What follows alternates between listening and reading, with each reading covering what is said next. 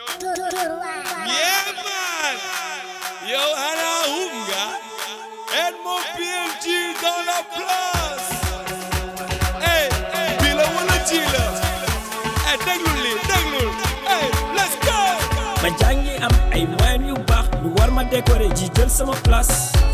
À qui la faute? Bila wala Jila wala Bila. yor sama chèque war ta dem retiré bii teg ma di jël kaañ bi di filmé.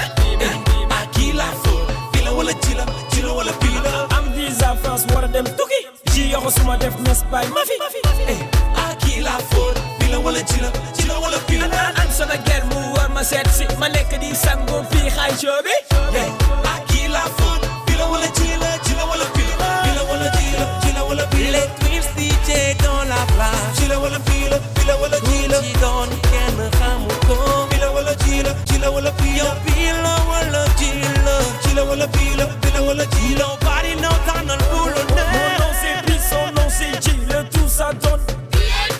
Quand je mixe, tout le monde délire, les mecs et les filles, tout le monde jubile. Premier jumeau animateur radio, premier jumeau animateur télé, premier jumeau DJ dans les box, premier jumeau à faire de la musique. PNJ féminine, les mains en l'air. One love à vous, jàpp nañ leen te du mus a dee.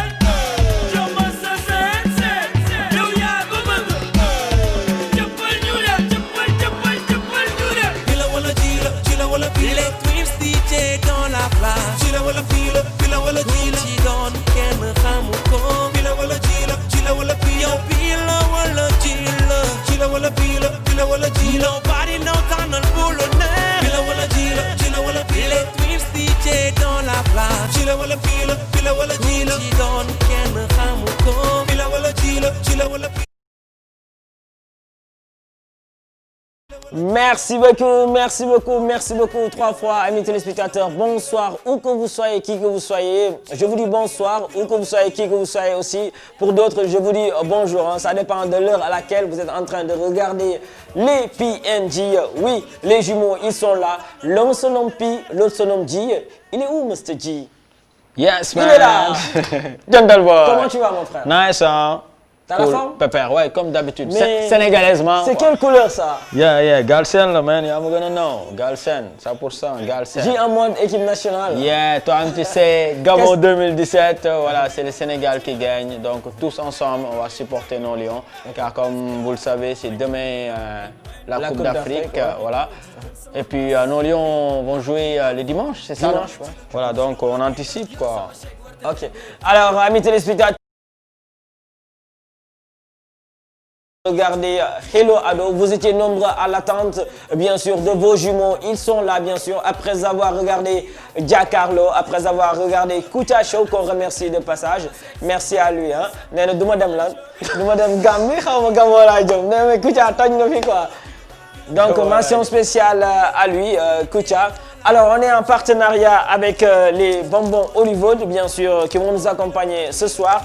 Mais attention, qu'est-ce qui arrive bientôt? Les chewing-gums, après les chewing-gums Hollywood, il y a les bonbons Ginger. Hein? Donc, tey dafa am samay artistes yu ñëw mais sont des jeunes, mais des jeunes mariés. Léegi tey suñu ñëwee nag dama leen ne gars yi am na ay tàngal yu génn bees mais tàngal Ginger la. Donc, ils seront les premiers à goûter ces bonbons-là. Hein? Donc, J, tu es d'accord? Voilà. Ces artistes-là seront les premiers à goûter ces bonbons-là. Ok. Donc, ça sera du lourd ce soir. Hein? Ça roule bien sûr dans Hello Ado avec des artistes de renommée internationale. Pour gunge tamit suñu Lions yi. Parce que dañu ne Coupe d'Afrique ñoom tamit dañuy xalaat Lions yi. ne dañuy def affaire bu nice génne benn single boo xamante ne moo ngi def buzz actuellement. Et puis tey Sénégalais yi dañu leen koy Ils ont osé faire ça? Ben ouais. Mais ils sont des vrais Sénégalais, ces Ah ouais, messieurs-là. ça c'est clair. Ok. Tu Ben- connais leur nom? Ben c'est le groupe Daradji Family. T'es sérieux là? Ben ouais, Daradji dans Hello Ado. Ouais, non toi, mais tu j'étais sais. pas sérieux. Loolu mënul nekk waay. Mënul nekk ah. Mais ñooñu presque nekkuñu Sénégal tout le temps. Ils sont sur Europe, États-Unis, Angleterre, Espagne. Yeah, Sérieusement, alright. ils sont là aujourd'hui. Voilà, uniquement pour gâter bien sûr tout ce après Eurocana ou bien demain via le net ngeen dugg YouTube tapé Hello Ado ou bien via Facebook Hello Ado le tout en majuscule bala ngeen dugg Snapchat ah.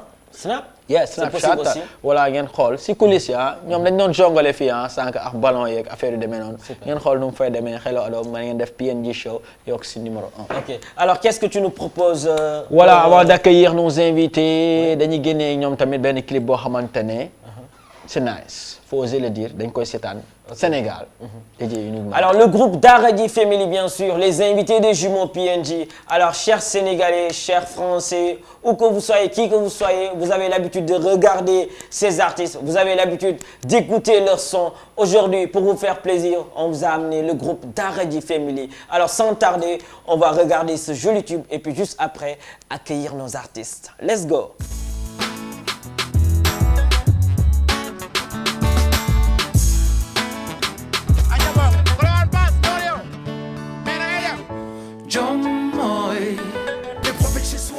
Le groupe Daradi Family, les invités des jumeaux PNJ, on va les accueillir. Ils sont déjà là. Venez mes amis, ils sont là. Ça c'est la star numéro 1. Longo. La star numéro 2. What's up? Ça va les gars? Jilo wala pilo wala jilo. Non, Fada lañuy laaj. Est-ce qu'il reconnaît les jumeaux? Fada. Qui mooy kan Fada? Qui mooy Ji? Non, moi, est-ce que tu es d'accord avec Fada? Ji.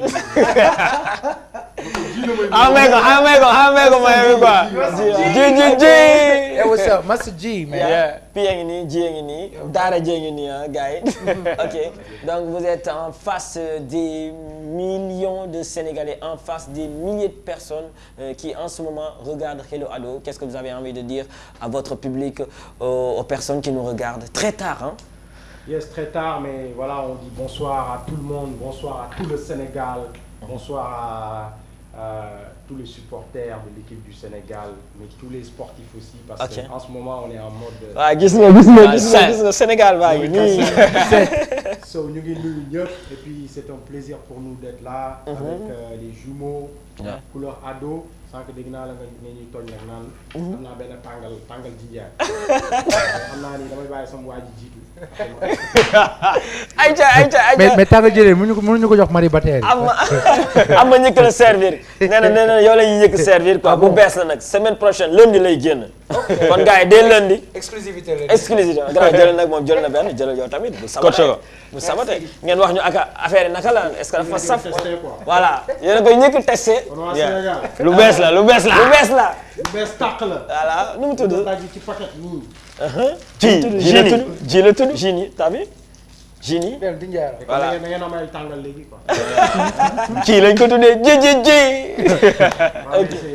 c'est nice en tout cas on est voilà neex na fa noppi ok tàngal bi saf na saf na pii saf na ji ok alors les gars revoir Daradi Family c'est une fierté pour nous les jumeaux PNJ on a fait une émission radio ensemble boo xamante ne tout le Sénégal en parle c'était extraordinaire donc aujourd'hui une première aussi de faire une émission télé avec vous au niveau de la TFM dans Hello Ado nous personnellement les PNJ et ça nous fait plaisir et merci d'avoir accepté l'invitation des jumeaux malgré l'emploi du temps qui est tellement chargé du groupe Daradi. C'est un plaisir en tout cas, nous les autres jumeaux, parce que c'est mon frère jumeau. On est très heureux d'être là et puis à savoir aussi à voir qu'il y a 2 jumeaux professionnels qui sont là au Sénégal à faire des bonnes choses, à rappeler aux Sénégalais leurs valeurs et à les rassembler autour de la musique, autour de l'entertainment, donc du divertissement, mais aussi un message d'amitié qui est le message du Sénégal. Donc on est hyper heureux d'être sur ce plateau, en sachant que on prépare aussi des choses. Okay. Donc on prépare des choses pour 2017. Ça a déjà commencé avec des concerts. Okay. D'ailleurs, il y a des concerts qui arrivent.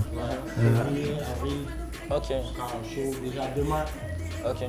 Ça commence demain vos shows? Ouais, ça commence demain. Demain, qu'est-ce qu'il y a? Je dirais même aujourd'hui parce qu'on est déjà samedi, donc.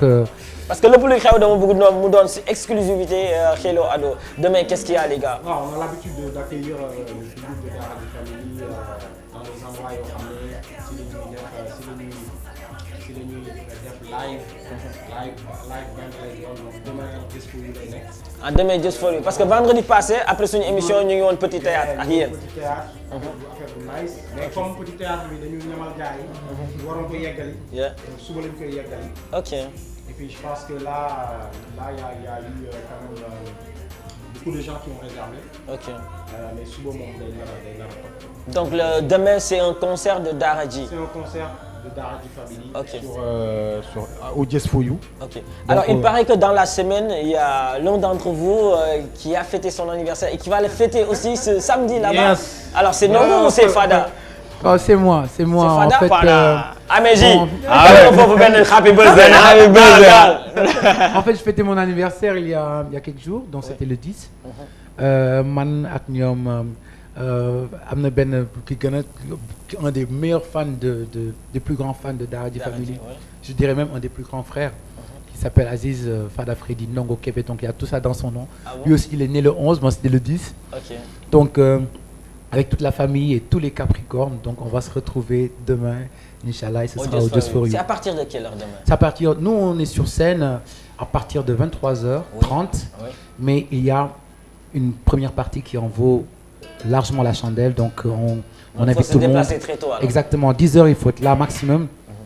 Et puis faites vos réservations parce que là il paraît que l'infoline est en train d'exploser avec Cham qui nous donne la nouvelle. Moi je vais le noter, moi je vais le noter. Alors amis téléspectateurs, notez bien le numéro qu'il va nous donner parce que demain pour assister à son anniversaire à lui, pour assister à l'événement du groupe Daradji, c'est demain au Just For You à partir de 22h.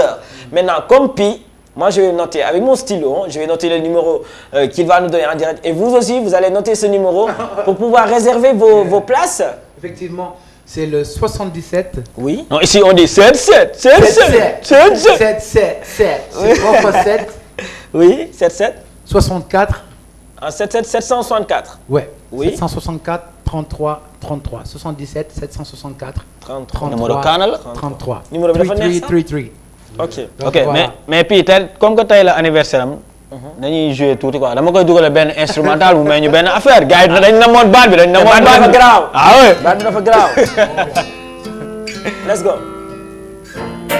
Sénégal. Oh yeah. Yeah. The Lucy, could you get set to the monkey they were back? The Lucy, Papa for nigga. Oh, could you get set to the monkey they were back? Daradji Family. Papa for nigga. Kuda Ado. No thinking I found. Mandamala minbo, sumalagi su. The major say knock he walked out, y'all. Where sooner telepathy, city malala. Waxal waay. Subutiki, PNG. Sing it. Can you see? Subutiki said to the monkey there was way. Come back to Walk me. for nigga. Could you get set to the monkey there was way? Walk for nigga. Below the G. Poste naay junde ta téléphone SMS connexion Skype sax doyul tey ma yónnee SMS baby come back bisi dañoo gën a gudd lool maa ngi misère lu ma la gisul yëg ko sama xol dellu sil gaaw namm naa sa kanam say biim dellu sil gaaw namm naa say fem ak si siin dina xaar ba léegi muñ fàttaliku sa xaal maa ngi janeel sa jëmm janoog Taj Mahal baby gaawal ñibbisil man mi namm naa la lool baby gaawal ñibbisil baby gaawal ñibbisil man mi namm naa la lool baby gaawal ñibbisil baby gaawal ñibbisil man mi namm naa la lool baby gaawal ñibbisil Wax ma fan ak na laaw ma dem dem gaaw ku di gis et na maa ngi te wëg bay wax ma fo nekk ku di gis et na maa ngi te wëg bay wax ma fo nekk tu xol bi wéetal Séri Coco Cara Sénégal namuna say murai, say jontai, say turai, say jagar jagar, say khakhatai. Tell me. Yeah, gentle beat and let on. It's about love. And if only you knew And if falling in you, how badly I miss you. I miss. You come to my rescue as fast as possible home. I'm so quick to heart go founder, but I can't take it any longer. Come back to me. Come back. Come back. I'm going to get set to the market. There will be. Can you see it?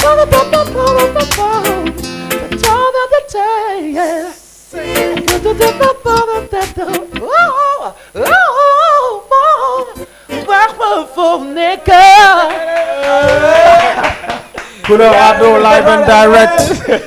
PNG. dañ lay décorer benn foulard écharpe jox la tamit bal boo xamante ne après il faut ñu xool gars équipe nationale donc loolu yëpp pour supporter encore une fois joyeux anniversaire grand frère. Man. Yeah. Thank you so much. Yeah. Et franchement, je suis très très heureux d'être là. Au jour où où Dieu m'a fait rencontrer Dongo. Donc tu vois, ça me fait quelque chose quand je vois des jumeaux. J'ai même l'impression que vous m'avez inspiré pour ça, de chanter aujourd'hui. Donc franchement, bravo à vous. Big up. Et à tous les fans de PMG, sachez que moi-même je suis fan, je suis un big fan. Ça c'est clair. Et quel est le vœu aujourd'hui, le vœu de Fada aujourd'hui, en ce jour d'anniversaire? Mon vœu le plus cher, c'est que la paix revienne, que la paix soit partout. J'ai vraiment mon cœur et j'ai vraiment mon cœur bat en ce moment très très fort pour la Gambie. Je suis très triste pour ce qui se passe là-bas. Et j'espère qu'il y aura la paix, encore la paix, parce que quoi qu'on dise, comme on dit souvent Sénégambie quoi. Donc moi je suis sénégambien. Donc la Gambie pour moi c'est œuvre pour la paix aussi. Exactement. Si ça dépendait que de nous, tu vois, tout se passerait bien sans pour autant qu'il y ait des heurts. Et je ne pense pas que pour moi la violence n'a jamais été une solution au problème parce que la vie est plus chère que tout. Donc je souhaite la paix en Gambie. Vive la paix dans le monde et puis peace. Mas, mets-moi le numéro de téléphone en bas parce que là actuellement tout le monde rêve de souhaiter un joyeux anniversaire à Fada, de dire un petit bonsoir à Nongo en live and direct. Mets-moi le numéro pour permettre aux Sénégalais, au monde entier qui nous regarde, qu'il y a un direct et que vous pouvez joindre les PNG, le groupe d'Aradi en live and direct bien sûr. Montre-moi le numéro de téléphone s'il te plaît, Mas. Dis-le le pile. Voilà. Et un new clip bien sûr intitulé African Mousso. Donc qu'on va regarder, puis juste après on va prendre tout ce beau monde qui nous regarde actuellement dans Hello Ado. African Mousso ñu koy jagleel toutes les femmes, les battantes, jigéen ñi nga xam ne ñoom ñooy ñafe di yeewu 5 heures du matin xam nga di defar xale yi donc ñu ngi koy dédicacé suñu soxna yi xam nga ñi nekk ci kër gi njaboot gi yëpp fàttewuñ kenn everybody. Mais il y a des jeunes filles aussi qui sont des battantes qui partent à l'école qui ont de bonnes notes. C'est African Mousso, c'est large quand bu ñu waxee African Mousso femmes yëpp la ñuy waxal les femmes du monde quoi. Et à toutes les jeunes filles, continuez de vous battre. Vous avez la place là où il faut. Yéen a ngi ci kaw donc ne vous laissez pas faire. Continuez à bosser, montrer au monde entier que vous êtes l'édifice de la création. Peace. Alors, amis téléspectateurs, vous avez vu en bas, c'est le 88 628 65 65 ou bien le 88 628 04 05.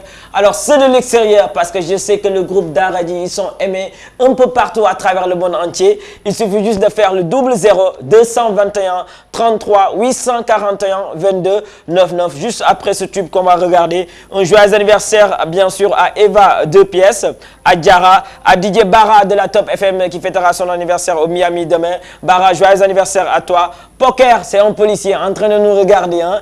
Elle, c'est une autre policière. Hein. Elle s'appelle Rama. Ça se voit que les hommes de tenue aussi adorent l'émission des jumeaux, adorent le groupe d'Aradi. Tout le monde adore. Tout le monde adore les jumeaux. Et comme nous l'avons dit, c'est que jàmm rek ci la lépp xaj quoi. Donc je pense que Sénégal tey jii am nañu une chance parce que aujourd'hui qu'on soit musulman, chrétien, Joola, Wolof, Manding, tu vois, je pense que ñun ñëpp am na lu ñu lié. Et ce qui nous lie c'est mooy jàmm bi ma wax noonu. mooy histoire du Sénégal moo ñu lié quoi. Donc je pense que c'est important. aujourd'hui ñu ñëw ci plateau bu mel ni jàllale message yu mel noonu. Effectivement. des messages de paix comme ni mu ko doon waxee sànq Sénégal bi la ñuy wax mais benn pour man benn la. lépp benn la donc nañu bàyyi xel ci loolu. xam ne ñun ñëpp fa yàlla. yëpp. African Mousse. C'est parti, les clips. Mince, on y va. On était en train même de jouer en regardant ce joli clip. Mais gars, dafa mel ni lii lu bees la de. waaw c'est enfin mu ngi ci albumu c'est dans l'album Foundation. Foundation, oui. Mais c'est vrai que c'est un clip boo xam ne dañ ko préparé woon depuis 2 ans en fait. Ok. Mais comme dañu génne woon trois clips donc il fallait qu'on ñu xaar. ba clip bu ndànk bi mooy seen clip bi yéen. ndànk boobu foo ñu seetaan ko am rek. waaw dañ leen xaar ba clip boobu daw parce que comme ñun suñu album yi aussi c'est pas juste comme li ñuy wax rek musique la ñuy def. mais on insiste beaucoup sur les messages tu vois et. mais gi dañ gis clip yi dafa set mais nice surtout ndànk bi ngay wax bu ñu seetaan sànq Sénégal bi kan mooy réaliser clip yi nii kan moo koy coacher. waaw on travaille avec différents réalisateurs la ñuy liggéeyal ñu bëri la ñuy liggéeyal mais en règle générale xam nga de façon image ou clip ak son bi ngay def ak li ngay bind c'est lié donc à un moment donné yow di nga def son bi di nga am une idée mais après tu vas vers les réalisateurs des fois c'est une somme de da ngay dajale ay énergie yu bëri da ngay dajale ay xam-xam yu bëri expérience yu bëri pour mun a def une vidéo quoi. Les téléspectateurs sont en train de se bousculer pour avoir le groupe d'Aradi. On va prendre quelqu'un déjà qui est en direct. Allô, bonsoir. Allô, bonsoir. Bonsoir, c'est madame ou mademoiselle? Madame Diop. Madame comment? Madame. C'est madame comment? Madame Diop, J-O-B-S. Ok. Alors vous êtes en direct avec le groupe d'Aradi. Vous voulez qu'on vous passe Nongo ou Fada? Fada. Salut, Madame Diod. Bonsoir, vous allez bien? Ça va très très bien et toi? Ça va, alhamdoulilah. Ah, C'était pour vous féliciter. Merci beaucoup. Merci. En tout cas, vous faites un bon travail. Merci. On et fait je comme on trouve peut. d'originalité dans le clip surtout. Ah, merci. Ouais. Merci beaucoup. On fait comme on peut, on se bat, on essaie de pousser les limites. Et surtout pour donner le ton et puis montrer à tous les Sénégalais et à tous ceux qui aspirent à n'importe quel métier que ce soit qu'il est possible de réaliser son rêve, qu'il est possible de devenir bon dans son métier et puis surtout de lever encore la bannière sénégalaise très très haute et à dire que tant qu'on est Sénégalais, on peut tout réussir. Vraiment content. Et tu nous appelles d'où? Je vous appelle de la Médina. Ah, Médina. Ban rue avec angle bi fan la? Angle 24. Ah, super. Super. Non loin des champs de la Fontaine. Bah en tout cas. On l'invite demain. Bon, ce qu'on va faire, c'était pas prévu, mais je vous invite, vous et votre mari, à venir demain, que vous soyez mes invités pour la soirée anniversaire qu'on va faire au Just For You. Voilà. Merci beaucoup. Avec grand plaisir. Votre nom sera sur la porte, donc vous serez sur la liste des invités. Oh là là, c'est Mimi. Avec son mari. Allez, au revoir. Au revoir, merci. Allez, bisous. Ok, donc merci à la dame qui vient de nous appeler depuis la Médina. Alors, il y a une maman qui est en train de nous regarder. Elle s'appelle Maman Louise. C'est elle qui représente le restaurant La Louise Traiteur. Elle adore le groupe d'Aradi. Tout à l'heure, quand on a mis, bien sûr, elle s'est arraché le téléphone. Elle a essayé d'entrer, mais jusqu'à présent, ça passe pas. J'espère qu'elle va rentrer d'ici la fin de l'émission. Maman Louise ñu ngi koy béggee bu baax a baax. Maman Louise une africaine mousseau. De toute façon. Les femmes s'y retrouvent. Ouais, de toute façon bu fekkee ne woote na jàllul tamit voilà yéenem egg na quoi et voilà African Mousso c'est voilà dédié à toutes ces femmes là qui se battent comme je l'ai dit. Hello Ado TFM ñoom ñoo ko njëkk a am. waaw dañu clip bi mu génnee musuñ joxuñ ko benn télé quoi pour l'instant on a reçu bi ñu ko génnee sur YouTube sur une chaîne YouTube on a reçu des messages de MTV de Trace ñu jox leen ko et donc on est en train ñu ngi xool mais bon de toute façon comme c'est sur YouTube c'est toujours possible de downloader si c'est une télé quoi mais bon yéen a am exclusivité bi sama gars xamul lu ngeen xamul nu mu demee noonu. et puis des na c'est exclusivité. xaw ma ndax maillot bi nga sol la xaw ma nu mu demee noonu mais waaw. Donc en parlant de maillot aussi dimanche il y a le fan de zone bien sûr. Grand théâtre waaw. dina am gars yi foog ñëpp dem support xam nga support équipe parce que. comme affaire bi Gabon voilà. lañ ko war a dund affaire bi Gabon lay amee. mais am na ñoo xam ne foog ñu yëg foog gars yi yëg ne gars yi ñu ngi gunge équipe bi et je pense que def ay fan zone comme yu mel ni bi am Grand Théâtre c'est une occasion. waaw fan zone c'est mooy lieu la boo xam ne mën nga dund match bi comme bu fekkee ne yaa ngi stade man noonu laa ko jàppee quoi comprendre nga c'est comme si yaa ngi stade yaa ngi dund match bi. ok dina am écran géant. xam nga gars yi dañu la tegal ay mbara wàcc. ambiance xam nga gars yi support mel ni comme si yaa ngi stade. di support sa équipe tu vois pour man loolu mooy. comme ni nga koy gisee en Europe tamit gars yi di ko dund nii concert yi di ko seetaan gars yi di jubilé di yuuxu di def show spectacle. les café Touba yi romb ak yooyu. alright à gauche à droite.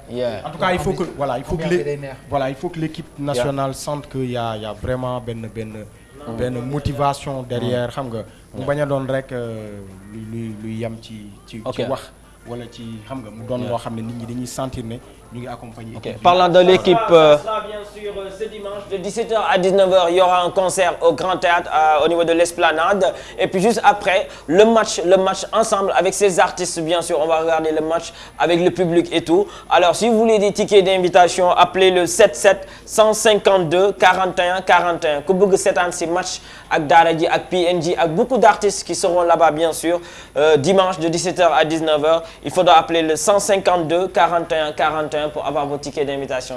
Voilà donc parlant de l'équipe nationale puis waa Daara J Family dañu génne benn single dédié ko uniquement aux Lions du Sénégal. Ils ont fait ça? Yeah, les gars, vous avez fait ça? Aujourd'hui on est gâtés avec des exclusivités. Mais yéen normalement ay joueurs ngeen war a doon de. yow lan ngay foofu lan mooy sa passe? non man latéral la. latéral ruq bi la.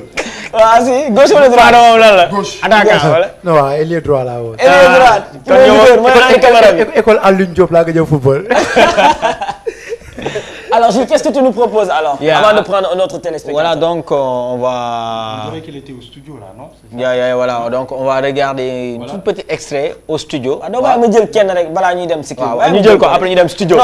studio Daara J Family. allo bonsoir. Pile wala Jile wala Pile. Allo il est toujours là? 3. Apparemment il est parti. Voilà. Donc on va regarder. ñu dem studio Daara J Family ñu xool gars yi lu ñu job. seen studio. waaw dañu xam nga dafa am benn jour mu mel ni da ngeen ñu pister quoi. voilà. xam nga da ngeen may. xeloo ado gars yi dañuy grave secret wala yooyu da ngeen topp ak benn cam. ñu dem ba benn studio bu ñuy wax African Victory. African Victory. so xanaa ñu xool rek. ayca numéros ñu dem. let's go. ci tere bi yaay king kenn du la ñeme sas nañu la de daj nga fi lu ne ci tere bi yaay king kenn du la ñeme la balil fasa nga ca kanam fasa raw bul nangu des ginnaaw ngor jom fiis ful ak fayda ku yóbboo daw buuru àll baa ngi ñëw génne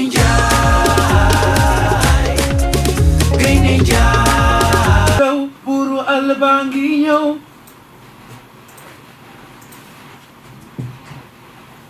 la balil fasa nga ca kanam fasa raw bul nangu des ginnaaw ngor jom fit ful ak fayda ku yóbboo daw buuru àll baa ngi ñëw abi du la faral stade bu fees lu dees yow yaa ko rees defati wees na doon doole bu bees bu faale yees yu bu kan ak fees ba mi ci kaw ñu bees bu kenn des na nga fëgg a jaax yi gaynde rek a mën lii fi nga mën a jaar ba foqati ndaw lii rabalil fasa nga ca kanam ci gaynde jaar fasa raw bul nangu des ginnaaw bara wàcc ngor jom fiis ful ak fayda gaynde jaar ku yóbboo daw buuru àll baa ngi ñëw gaynde jaar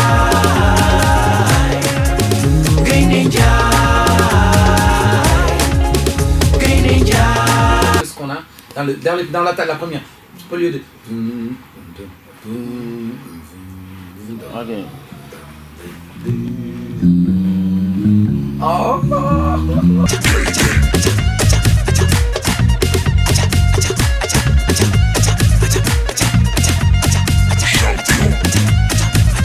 Gini Njaay du taw tuuti Gini Njaay takkal sa fii bara wàcc dañ koy def na ko maam yi daan defee Gini Njaay jafe ana sidi alin soye wow mamba jaxuba wow sin ko mo dofen wow la Giorgio wow Cheikh Anta wow Mamadou Dia wow Batlin Siki wow Paul Senghor wow Nata Yalla wow wal Jojo Gaynde Njaay Gaynde Njaay Gaynde Njaay yeah Gaynde Njaay sas nañu la de dan nga fi lu ne ci tere bi yaay king kenn du la ñeme gaynde sas nañu la de dan nga fi lu ne ci tere bi yaay king kenn du la ñeme champion la palil fasa nga ca kanam gaynde njaay masaraw bul nangu des ginnaaw bara wàcc ngor jom fiis full ak fayda gaynde njaay yóbboo daw buru àll baa ngi ñëw gaynde njaay gaynde njaay gaynde njaay Gaynde Eh ouais, hein? Actuellement, ils sont au niveau du Gabon, mais je sais que là où ils sont contents. Sénégal! Parce que vraiment, le fait que nga doon Sénégalais gis ay artistes motivés wu parce que ren artistes yi nu ñu motivé woo Sénégalais yi nu ñu motivé woo dafa rare lii ñëpp a jóg pour jàppale tey maa ngi romb si au niveau des mosquées et tout gars yi ñëpp a demoon pour ñaan. Dimanche tamit gars yi dañu pare tamit pour le matin dem église jàppale seeni ay gaynde parce que du 11 jours yooyu rek dem wala 22 jours yooyu dem rek c'est le Sénégal. c'est les 14 millions. Ouais. quelques ñoom ñoo dem. ñoo ànd ak ñoom dem kenn mun naa li ñuy wax rek mooy engouement boobu pour man sax yàgg na am il faut juste que xam nga nit ku nekk da ngay am jaar-jaar. je pense que le Sénégal aussi am na ay jaar-jaar yoo xam ne il faut de temps en temps mu am ñëpp dajaloo. pour benn objectif. C'est ça. C'est vrai que sport bi la mais da ngay sentir ne xol yëpp ñu ngi dajaloo. benn objectif. et c'est ça qui est le plus important. mais son bi nice na. Thank you man. nice son ah. comme son bi yàlla nañu ko dund ci Coupe d'Afrique bi dem ba final. non parce que ñun loolu mooy suñu ñaan mooy suñu yéene yëpp. joueurs yi mottali ko. comme li ñuy faral di wax rek le Sénégal est un grand peuple. les Sénégalais sont. nous sommes un grand peuple nous sommes un grand peuple lenn rek moo ñu dese mooy léeg-léeg xol yi ñoo dul dëppoo pour ñu mën a tabax waaye am naa yaakaar ne cette fois-ci bu ñu méngalee xol yi rek et qu'on se laisse pas déconcentrer mais naar yi ngeen am de ay Tunisie ay Algérie ñun ragaluñu kenn xoolal dara nag dara xoolal ay gaynde lañu dégg lu ñu wax ku yóbboo daw buuru àll baa ngi ñëw donc nañu fexee jàppale buuru àll bi mooy suñu bopp mooy lion yi bu xol yi dëppooyee doon benn rek ku ñu taseel moom ah. say non dañuy yóoxu non. mais lii clip bi la woon wala da ngeen doon foo nu mu demee noonu parce que maa ngi gis faada nii. ma leen wax sànq xam naa da ngeen yoroon seen Snapchat rek topp ñu quoi. du Maurice moo ko jaar. mais voilà c'est un peu dañu wane comment ça se passe en studio et c'est vrai que initiative bu morceau bi groupe bi la. mais dafa am ay partenaires yoo xam ne aussi ñoom ñoo ñu encouragé parce que comme ni ko Fara doon waxee ay xol bu ñu booloo bu ñu dajaloowee rek on est capable de déplacer des montagnes tu vois et donc ce morceau là defaguñu clip officiel bi xam naa dinañu fexe suba bu gars yi connecté wu suñu chaîne YouTube ñu jox leen vidéo lyrique avec toutes les paroles ñu mën ko gis mën a jàpp paroles yi en attendant ñu leen di jox nag clip officiel bi quoi. Ok et pour se connecter il faut. Ouais, c'est Daradji Family, c'est YouTube / Daradji Family quoi. Donc c'est ça le compte officiel sur YouTube. Mais en général tous les gens qui sont sur notre page Facebook, ils ont accès de façon vidéo bi bu paree rek dañ koy lien bi dañ koy balancer directement parce qu'on est très réseaux sociaux aussi quoi. Alors je pense toujours aussi à mes téléspectateurs si émission bi ngeen bokk c'est le 88 628 65 65 ou bien le 88 628 04 05 le 00221 allô 221 33 841 22 99 pour ceux de l'extérieur. Ok, il y a déjà quelqu'un en ligne? Quelqu'un d'autre? Allô? Allô? Oui, monsieur, c'est comment votre nom et vous nous appelez d'où? Moi, je m'appelle Assef Diana. Vous appelez comment? Je m'appelle Assef Diana. Oui, et vous nous appelez d'où, monsieur? Je vous appelle Depuis? Louga. Louga. Mbour. Ok, waa daara ji ñu ngi lay déglu grand. waaw mais grand est-ce que vous savez Allô. man ngeen may woote. Allô, ça coupe de temps en temps mais. Ok, on a du mal à l'entendre. En tout cas, waa Mbour la lan ngeen di wax waa Mbour. waa Mbour ñu ngi leen di béggee bu baax a baax. Et je pense que am na affaire yu ñu fay wàcc. def concert. waaw dem nañ fa concert yu bëri. Pendant la tournée Foundation on avait prévu un concert. donc xam naa ni concert bi jotul am parce que c'était la période des élections et tout ça. Mais ci 2017 bi moom. foog gars yi am na ay tournées yoo leen doon def Kaolack kii parce que dans les régions. ouais, on a un peu bougé. def nañ waaw. maa super. dem nañ Kaolack dem nañ waa Mumba. xam nga Thiès. Allô. Allô. Oui, soxna si na nga def. Maman Louise. Maman Louise, ça fait plaisir, ça on applaudit hein. Ouais, vous avez réveillé la maman hein. Maman Louise na nga def.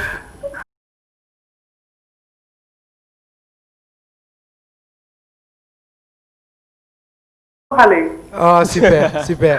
C'est énorme. En tout cas baat bi neex na trop, on est content de t'entendre. maa leen gën a kontaan. Contente de vous et je vous félicite vraiment pour le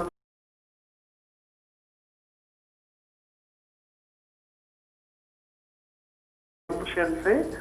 Et là, moi, je suis une maman. yàgg na de. Et je suis Paul Sacré-Cœur. voilà. Avec Monsieur Diop Iseg. Voilà.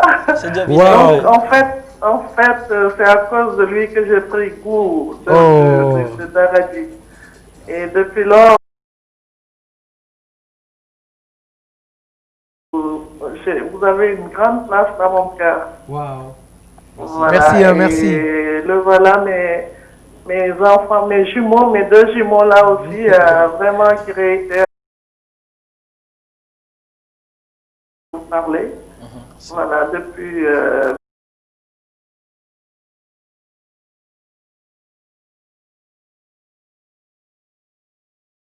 C'est une première dans. Bien sûr.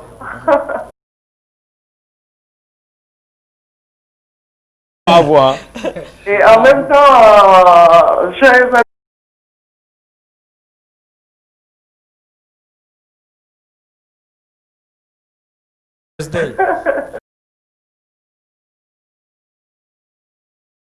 à Ndongo. Merci. J'apprécie beaucoup aussi. Ok. Alors Maman Louise.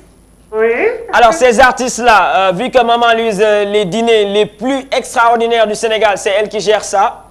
Oui. Donc avant que Ndongo et Fada puissent partir au niveau du Just for You, donc tu vas gérer leur dîner demain, d'accord? C'est la Louise Traiteur qui va gérer le dîner du groupe Daradji. Il n'y a pas de souci. Ok. Avec plaisir. Je suis flattée là. En tout cas, un grand merci pour l'appel. Merci. C'est moi qui vous remercie. Et beaucoup de courage. Merci, c'est sûr. Bonne continuation. Merci. Ok. Voilà, au revoir. Merci. Allez, ciao, maman. Alors les gars, ça c'est une maman très gentille, une maman qui aujourd'hui su ngeen déggee Kermesse cathédrale les pèlerinages à Popenguine événement yu ngandi yëpp moom mooy gérer dîner gars yëpp donc muy añ yi muy reer bi et tout donc c'est une première pour elle d'appeler elle adore le groupe Daradji donc raison pour laquelle jusqu'à 2h du matin elle dort pas donc vraiment nous personnellement ça nous fait plaisir de l'entendre en direct.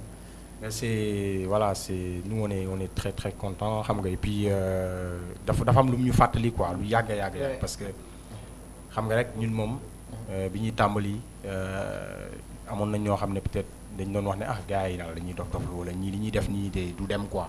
Mais y a eu toujours des gens yoo xam ne jot nañ croiser seen chemin ñu motiver ñu. Comme Diop mi mu tudd noonu sànq. Monsieur Diop disait que c'est un papa à nous, le papa de Habiba. Voilà, d'ailleurs big up à lui. ñu fàtte loolu. fu mu dem da koy wax ah daara ji family. si monsieur Diop suñu mentor la. suñu mentor la donc ñu ngi koy big up au passage et puis voilà c'est. Jusqu'à présent.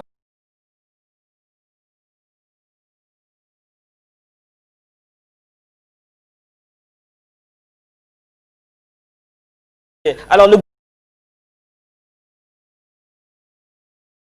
Boomerang, School of Life et Foundation.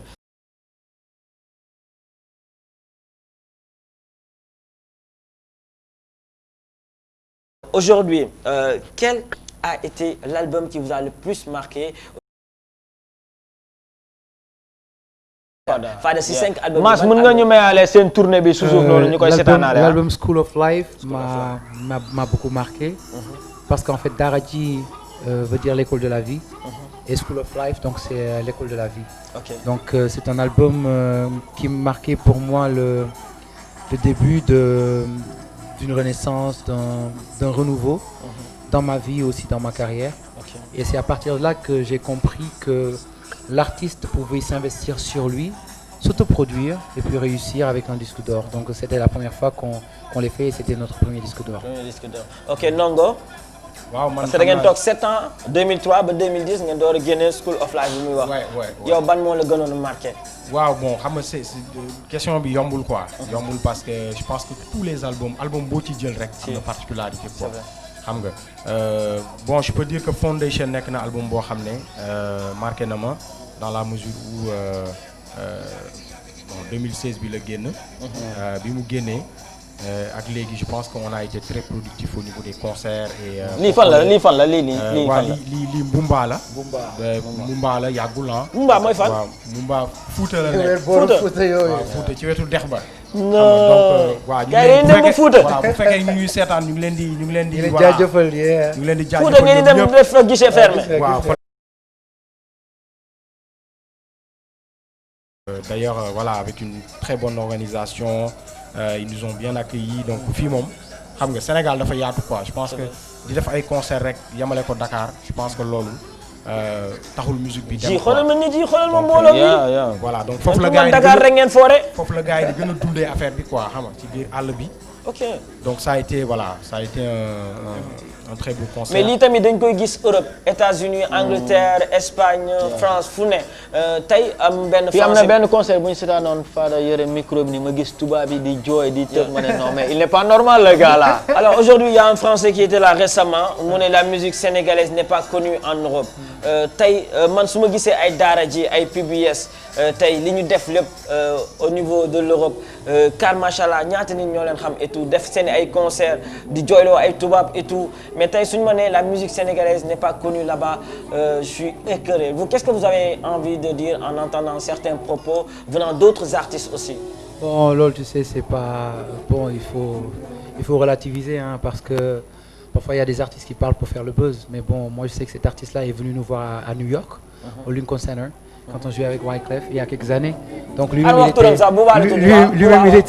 il était dans le public donc tu vois c'est cool quand quelqu'un il est dans le public il regarde et il voit que il t'a trouvé aux États-Unis en train de jouer là où beaucoup de Français ne jouent pas et tout donc à un moment donné t'es tranquille tu sais que le Sénégal est plus grand que ça donc c'est pas un truc pour tergiverser les gens ont envie de faire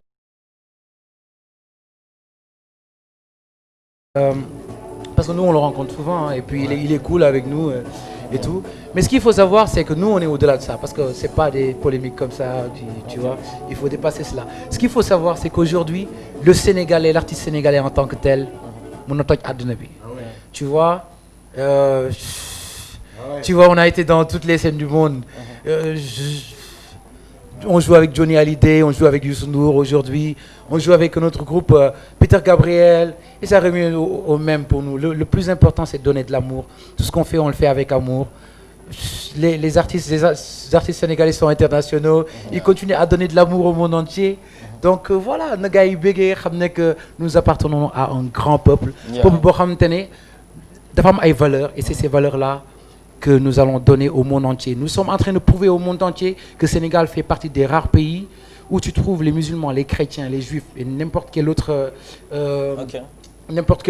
confession ensemble comme les doigts de la main bu amee Christmas wala mu am une fête chrétienne yi dañuy toggal musulman jox musulman et vice versa. On est dans un beau peuple boo xamante ne partout où je vais en tournée, partout fu ñu dem dañu laaj quel est le secret du Sénégal. Je pense qu'aujourd'hui ce qui est le plus important c'est pas de tergiverser sur le fait que est-ce que rappeurs yi wala non, c'est où est la grandeur du peuple sénégalais. Et cette grandeur là on le trouve à travers Youssou Ndour, on le trouve à travers Daradji Family, on le trouve avec des gens comme Akon, on le trouve avec des gens comme Thione Niang.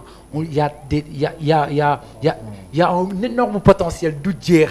Donc ce qu'on dit, nous sommes l'avenir, nañ continuer liggéey. Et puis ñu xam ne qu'on a personne à rattraper comme le dit le professeur Felwine Sarr. En matière de développement amuñu kenn ku ñuy dabu parce que ñun on a des valeurs yoo xamante ne ñun doy nañu.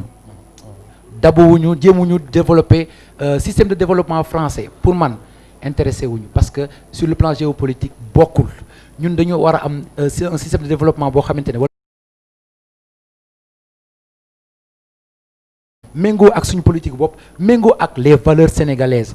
gëmuma leneen lu dul Afrique gëmuñu leneen lu dul Sénégal so jamono bi ñu toll soo mu jëlee référence way soo mu waxee Youssou Ndour moo ma gënal 15000 Peter Gabriel. You know what I'm saying? Moo ma gënal aussi 15000 Michael Jackson. You know what I'm saying? Pourquoi? Parce que dañu nàmp directement ci ay hommes de valeur. Hommes de valeur yooyu ñoo tax tey ñu mën a valoir feneen. di dem ay dëkk xeet bu mënti doon di fa wane suñu culture. Donc ñun am nañ ci influence yoo xamante ne muy Cheikh Anta Diop ak keneen ci ñi fi nekk rek soxlu Beyoncé wala leneen buñ ci nàmpee lus ndaw rek. dinañu wane àdduna bi yëpp à quel point le Sénégalais est grand. Il y a Ombre Zayn, artiste qui vous félicite, qui vous encourage. Waaw kooku moom mention spéciale moom et puis on rappelle que c'est l'avenir. kon naka gars yi suivre de très très près Ombre Zayn. Puis waa Mauritanie tamit DJ Clé depuis la frontière entre le Sénégal et la Mauritanie gars yi ñoo ngi seetaan waa Saint-Louis tamit Prince gars yi via Facebook Snap ñoo ngi envoyé des textos en n'en plus finir. mënuñu dugg donc ñoo ngi rafetlu message ak textos yi Alors toujours le direct c'est le 88 628 65 65 Gospel Journey. Waaw alors Fada Freddy certes il y a Daradji Family mais aussi Fada dafa def carrière solo génne album. Est-ce que mën nga ñu wax tuuti ci album bi certes def nga album solo mais toujours groupe baa ngi fii parce que ñu bëri dañ foog ne woon soo defee solo da ngay jékki-jékki ndongo waaye dem naa de waaye demal ma dem sama yoon tu vois parce que vous étiez trois kenn ki rocceeku na gars yi ñu naan est-ce que ñaar ñi sax dinañ continuer lan ngeen di wax peuple sénégalais bi aussi à travers aussi l'album que tu as sorti. waaw ay ruu yu méngoo la moom mooy li ñu doon ruu yi dañu méngoo ba nga xamante ne doo ci xàmmi benn boo jëlee lumière nga mélanger lumière yi dinañ dem ba mujj gi duñu xàmme ni bii mooy génnee lumière bi wala lii mooy génnee lële maanaam lépp benn la rek mun naa wax ne benn li ñuy wax naan it's a single soul dwelling in two bodies mooy c'est un single soul mooy c'est une benn âme rek la bu dëkk ci ñaari jëm waaw ñun mooy li nga xamante ne moo ñu seq donc musique bi nekk loolu loo xamante ne sutura la teraanga pour ñun ak loo xamante ne dañ ci jaamu yàlla donc amuñu dara lu ñu gis loo xamante ne mën nañu boole parce que suñu ànd d'abord dafa spirituel. yow ak waa ji nii. maag waa ji du ma wax sax waa ji maag man la. ok maag man wala moom. jox ko loxo grand jox ko loxo ñu xool. gaa yi gis na ànd bi dëgg. fi mu nekk nii. dañuy gis ni benn rek la. benn jëmm la. jëmm ji mooy jëmm ji. lii daw fii mooy daw foofu. ñi muy dégg xam nga xaaral ma nuyu la man tamit gaa yi xam ne ci la. gaa yi nii la fay demee affaire baa ngi nii waaw bii moo njëkk. bii moo mujj bii moo nëbbu bii moo. donc dañuy sant yàlla ba nga xamante ne moom mooy kii ma njëkk encouragé pour ma def album bi parce que j'étais bëggu moon def album solo c'était pas la première proposition que j'avais. ma sors de ton tiroir génnal fi nga nekk sa fi nga làqatu ni gars yi xam la donc c'est grâce à lui que j'ai fait l'album Gospel Journey encore une fois je tiens à le remercier devant tout le monde wax ne que dara du possible sans soutien wu nit koo xamante ne wóolu nga ko j'ai juste eu la chance d'avoir le bon ami j'ai juste eu la chance d'avoir le bon ami dama koy sant yàlla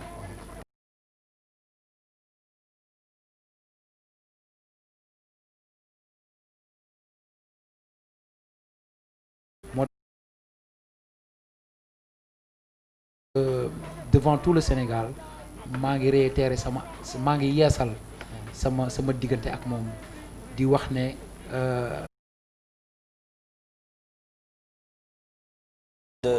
de Fada. L'album gospel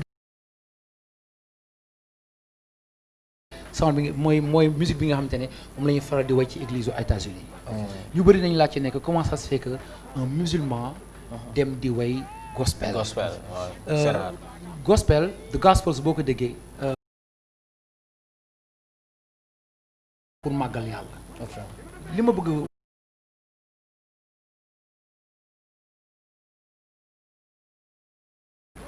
wax ne Bible di nga gis ñu bind ko en français waaye français du Bible li nga xamante ne moom mooy tax téere yi doon téere mu ngi ci dënn ak jaam yi mooy li nga xamante ne mooy tax ñu am ci dégg-dégg ndax mun nga wax arabe kenn du comprendre nga wax ko wolof muy même Bible wala même Coran bi ni ki dégg ko donc le mot gospel même bu nekkee mot américain wala mot boo xamante ne chrétiens yi dañ ko approprié wu mot bu universel la parce que yàlla ñëpp a ko bokk moo tax ma ñemee dem jël source gospel bi parce que gospel boo ko xoolee ñu bëri mi ngi jóge ci Negro spirituals mooy musique bi nga xamante ne esclave yi suñu maam yi bi ñu leen jàppee yóbbu leen ci plantation yi ñuy liggéey moom lañ doon way ci chant yi donc dañ koo méngale woon nag nit yu ñuul yi loolu dafa dem ba nga xamante ne dafa am influence ci culture blanche bi ak ñëpp ba gars yi dugg ko ci biir église yi ba tey mi ngi continuer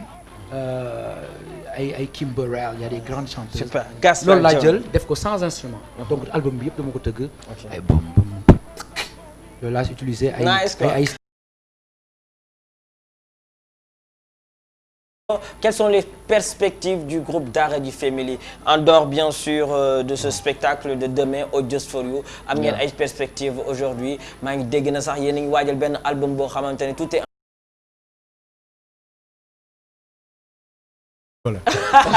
ay rumeur la waaw.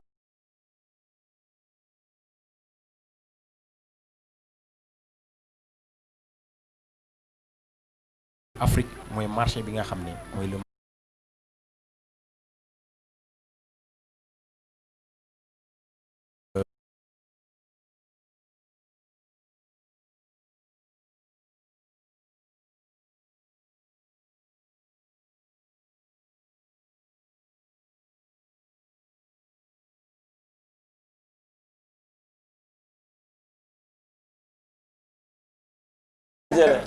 xam nga hello Adol voilà.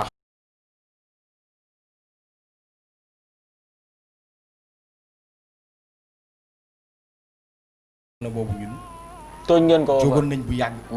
comprendre nga. y a eu un gars qui était venu à Dakar en 2013.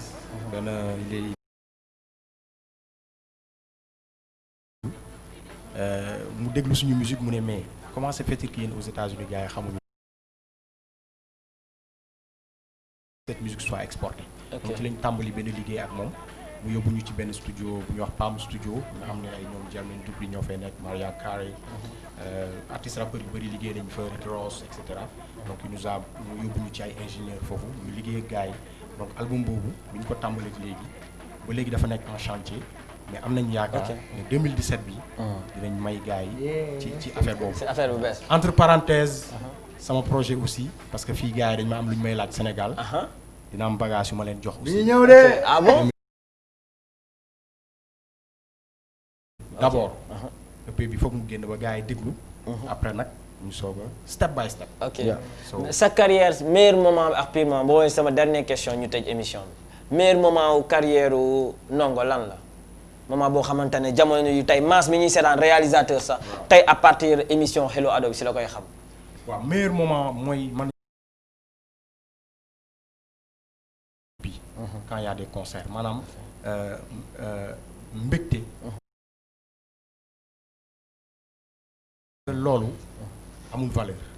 je pense que loolu pour man nekk na loo xam ne c'est vraiment primordial pour le man. pire si sa carrière loo xamante ne dund nga ko si sa carrière mais métti woon na la trop.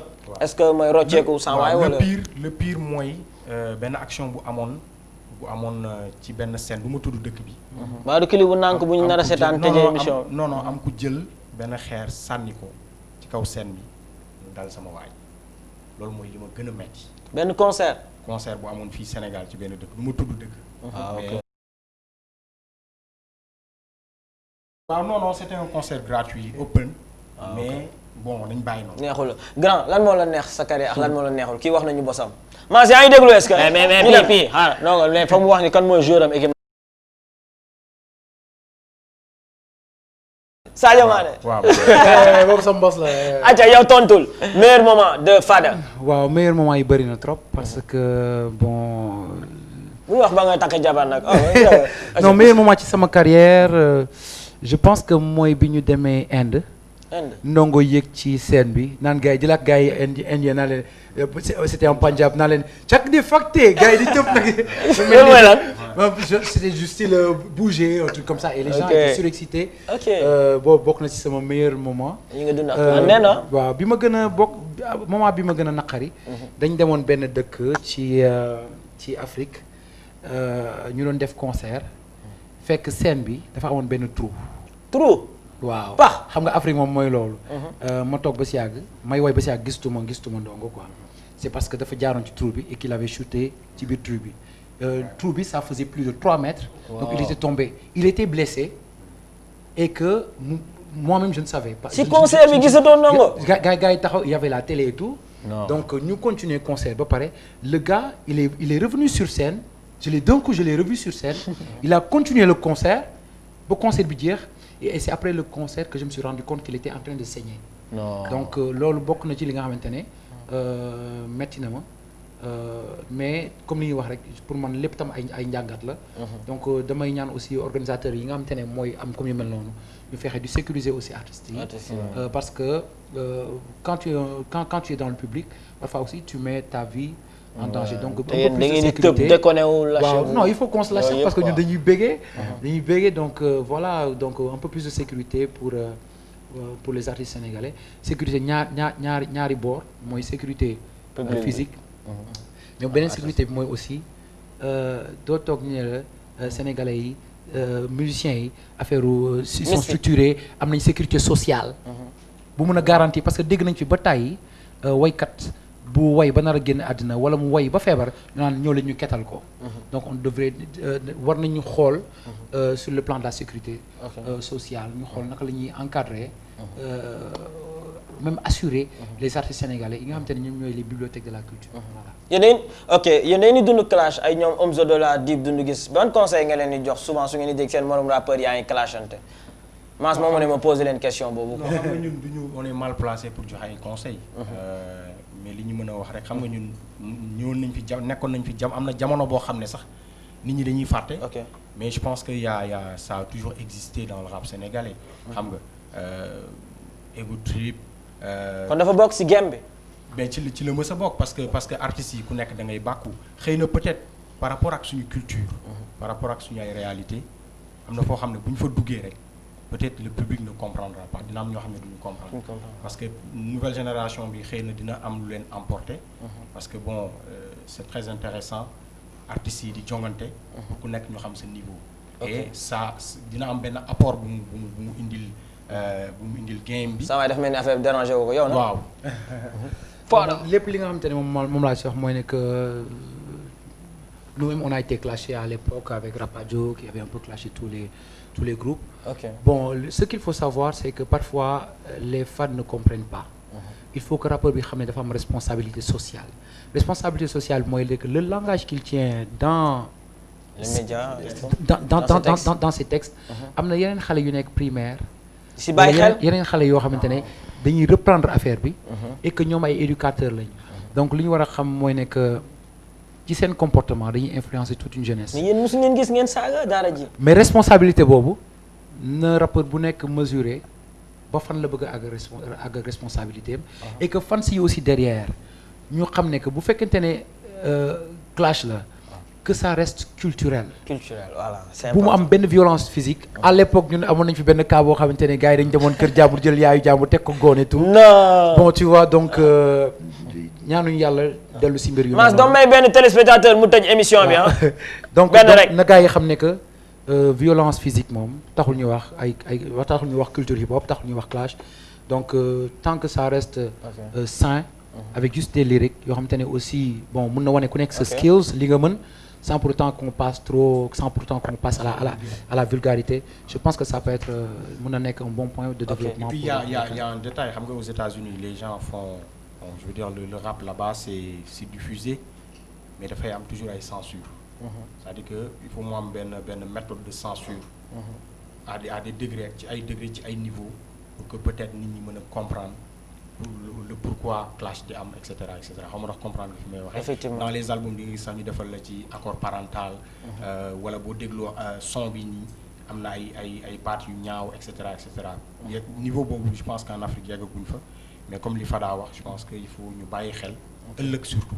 ok et puis leen rek laay rajouter mooy ne que il y a ce qu'on appelle la grandeur du verbe mais à travers la grandeur du verbe l'artiste peut cultiver la grandeur de l'âme et dès lors il entre comme une légende ci biir dëkkam wala il rentre dans l'histoire donc nañu xam ne aussi ne que paroles yi ñuy wax mën na aussi incomber une partie de notre âme donc nañu bàyyi xel bu baax xam ne lu ñu xës ba wax day law ay jamono même bu ñu tëddee ci biir suuf loolu day continuer law donc na gaa yi bàyyi xel xam ne am na loo xamante ne mën nañ ko ak loo xamante ne bëgg nañ tamit bu ñu demee bàyyi ko fi donc. Alors Jules, on peut pas terminer l'émission sans pour autant parler de ce clip qui aujourd'hui éduque. Oui, parce que man suñu émission rajo la ñu nongo fekk ubbi ordinateur mu ne PNG dama leen indil surprise gis ngeen clip bi amul benn télé bu ko amagum dama bëgg ngeen wax ma seen xalaat ci clip bi J. Tu es témoin de cela. Right Mass mën nga ñu ko may ñu koy seetaan. ci suuf rek may ñu ko ci suuf rek ñu wax ci clip bi. nank dafa mel ni am na ku nekk ci line bi xaaral ñu jël kii am na ku nekk ci line bi allo bonsoir. Bonsoir. Oui, vous allez bien? Ça va bien. C'est comment le nom et vous nous appelez d'où? Je m'appelle Ndour. Monsieur Ndour. Ah, ça c'est le PDG. Mais c'est pas le PDG, c'est l'artiste. On applaudit alors. On applaudit les gars. Ça c'est une première, on est gâtés là. On est très très gâtés grand. On est vraiment tu sais que je regarde cette émission parce que c'est une émission déjà bien placée par rapport à les filles. Mais le message que je donne tout de suite, c'est que l'émission ne concerne pas que les ados. Les plus jeunes. Ça parle les ados. Ça ne concerne pas que les plus jeunes. Tout le monde regarde cette émission. La preuve, depuis tout à l'heure, il y a des mamans qui appellent, hein? Donc, bu deleen ñu ci boole. Ok, yaa ngi ci biir. Ok, léegi damay woote en tant qu'artiste. di nuyu suma rakk yi. daara ji. waaw. gis nga bi ñu demee ba dañu doon way solidarité Amérique li ko wër ngeen naan ñun ñooy daara ñun ñooy daara ngeen am ni yéen a ngi fàtt non loolu neex na booba temps gisoon nañu talent mais gisoon nañu jom booba ñun gis nañu talent mais gis nañu jom booba temps laa am ci yéen confiance moo tax Fada fu nga toll nii man bettuma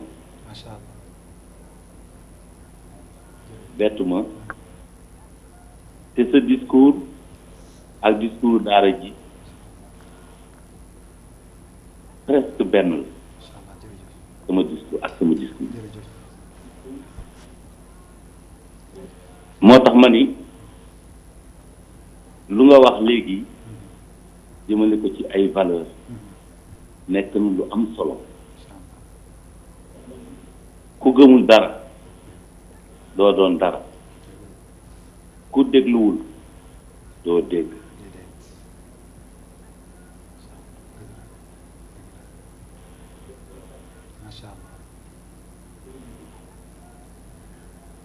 kon nag ñuy profiter aussi ci occasion bi di wax métti bi ñu dal te démb rek ñun ñu daje foofu ma gis ngeen ñëw bu am yiw jébbal suñu njaal sénégalais yépp ci koo xame ni tamoon amoon nañ ci moom yaakaar bu baax baax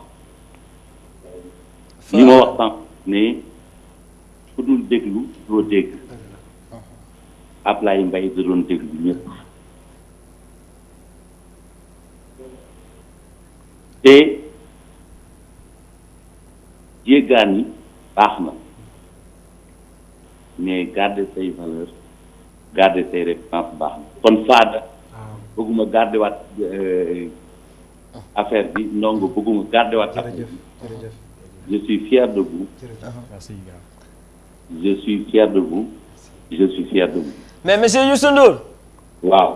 léegi damay woo sama jumeau mu génn nga laaj ma ñu laajte la kan mooy J kan mooy Pi ñu laajte ndax monsieur Youssou Ndour xàmmee na jumeau yi. ñu taxawee nii kan mooy Pi kan mooy J. mais yow bul indi problème. parce que bu ma Ndour xàmmee wuñu. dañ la bëgg a nax de dañ la bëgg a nax de. ñu dajee ci petit bal bi. waaw ak maire bi.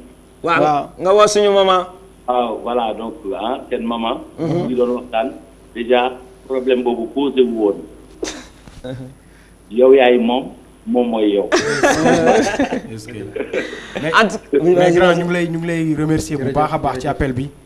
parce que li nga def nii moom en tout cas. lu rëy la pour ñun parce que comme li ñuy wax rek doy nga référence quoi doy nga référence macha allah.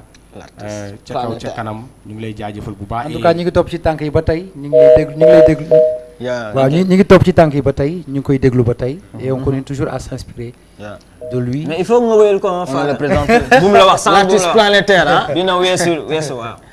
waaw non loolu non moom dañ koy may benn rek. acca ñu daal.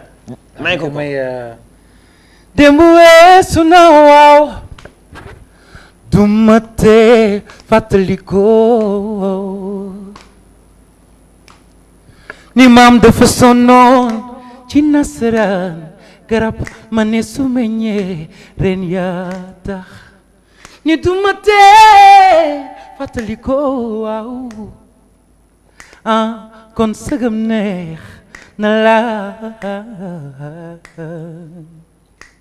nongo foo yendu gën foo fanaan noonu la yaay sama doomu yaay woo naa la PNG. what's up Fada Bégué nice gars content alors un mot de l'appel de monsieur Youssou Ndour c'est une première hein il fait 2h40 minutes.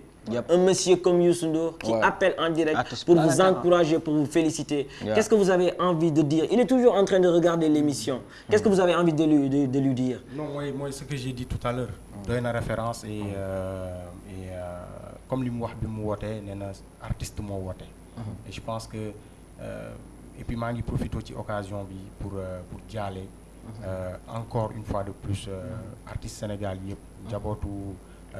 Feu Ablaye Mbaye xam nga Mbaye Dieye Faye xam nga famille bi yëpp ñu ngi leen koy jaale parce que li ma wax keroog sama benn xarit ma ne ko dafa mel ni Ablaye dafa jege woon kenn ku nekk ci ñun.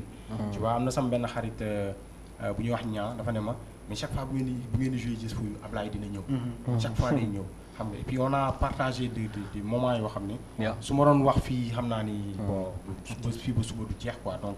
maa ngi koy jaalewaat ñëpp. yàlla xaare ko àjjana. et puis na gars yi gën a dolli ñaan yi. voilà en tout cas maa ngi koy jaalewaat grand bi. encore une fois de plus. et di ko remercier ci appel bi mu def. te ndongo loo si xamul tamit leen laa si yokk rek parce que mën nañ ne PNG tey suñu PDG l'artiste planétaire moo njëkk a jox micro. waaw sama mère moo ñu ko expliqué temps yooyu on était tout petit. voilà benn concert la woon Kaolack booru Kaffrine yooyu. concert bu ngand nii affaire demee noonu après ñu ànd ak PJ ak la maman ñu ñëw nii si biir public bi je sais pas naka lañ def daal ba dugg si kaw podium bi mu jox ñu ay ñaari t-shirt ak casquette mu laaj ñu lan ngeen bëgg mu woowee leen quoi comme que Pi dafa gaawoon jooy mu nekk foofu di jooy après si laa jël micro bi nag naan maman quoi léegi mu woowee ñu yaay seex son bu daw yaram de passage ma koy déjee sama maman tamit quoi nga xamante ne Youssou Ndour référence la si moom chaque jour dañuy conseil naan gis ngeen trace yi ngeen war a topp nii référence la donc chapeau et merci yaayu seex boobu nag monsieur Youssou bëgg naa ñu def ko featuring wéyal ko suñu maman. Alors merci à vous le groupe Daradji Family. C'était un plaisir de partager ces moments très forts bien sûr une maman aussi maman Lise une première mu woote monsieur Youssou Ndour aussi qui nous appelle on est gâtés daal aujourd'hui. waaw tey neex na et puis démarrage u CAN bi dafay gën a xumb. ça c'est on va gagner ah. c'est pour dimanche Sénégal. non dimanche moom. waaw force rek. na gars yi ñëw suba ñu tàmbali CAN. na bët de na caax yu bët na caax yu bët. ñu ngi leen di big up. xam nga ñu leen remercier maa ngi remercier tous les ñi doon seetaan ñëpp am na ñoo xam ne bëgg nañ dugg xam naa dugg ñu waa Paris ces caméramans aussi qui sont là ces réalisateurs waa Paris dégg naa ñu ngi jéem a dugg ñoom Bachir xam nga maa ngi bëggee famille bi yëpp toute la famille Seck xam nga les familles Seck tu vois maa ngi leen di big up ñoom ñëpp donc enough respect et puis mais demain mën nañ sol suñu ñëw just for you Sénégal. ok on va gagner. Alors c'était PNJ, c'était le groupe Daradji Family. Merci à notre réalisateur Mans qui nous a accompagnés jusqu'à très tard pendant la nuit. Merci à vous les fidèles de la TFM. Vous êtes très fidèles, oui, jusqu'à 3h du matin. Ouais, jusqu'à 3h du matin, vous nous regardez. One love, on vous aime. On va se retrouver le mercredi de 16h à 17h30 dans un autre domaine. Hello Ado, c'était PNJ. Yeah. Ay may ñu clip bi nag.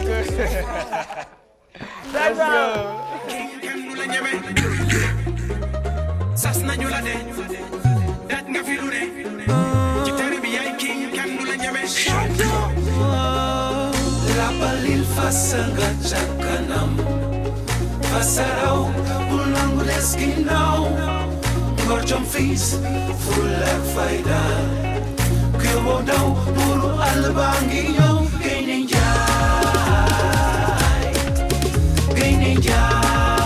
daw buru alba ngi ñëw